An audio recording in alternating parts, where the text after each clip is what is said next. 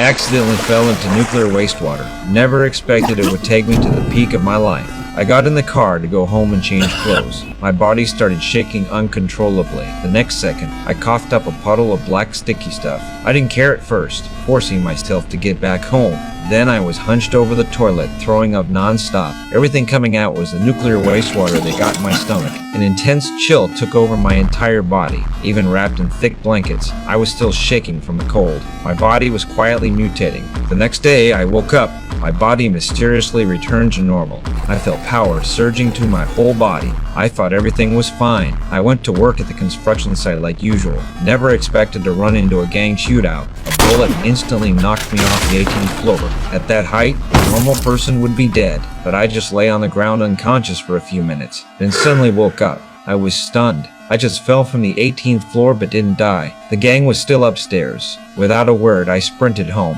I ran dozens of miles in one breath, not even out of breath, like I had endless power in my body. Got home with no time to think. The most important thing was to treat the gunshot wound on my shoulder. Right then, my downstairs neighbor kept making a huge racket. Instantly made me furious. I just wanted to warn her to be quiet. I threw one punch. Actually punched a hole straight through her door. The neighbor got scared and hid. That's when I realized something was wrong with my body. To test it, I pulled out my wardrobe, gave it a light push. The several hundred-pound wardrobe flew straight out.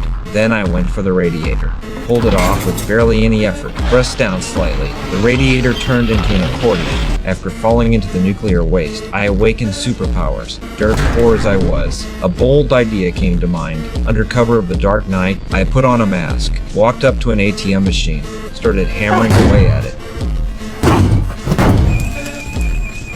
With a little effort from my hands, I ripped the several hundred-pound ATM straight out of the wall, carried it right back home. Now I had cash. Went straight to the convenience store, bought a ton of ice cream, stuffed the fridge completely full, was about to change the dressing on my shoulder wound. The gunshot wound had miraculously healed. The muscles on my body became even more solid, like I could kill a bull with one punch. Just as I was in shock, suddenly heard screaming from my neighbor's place. I slowly walked out my door. A few thugs were harassing my downstairs neighbor. I was always just an honest guy, didn't have the courage to help.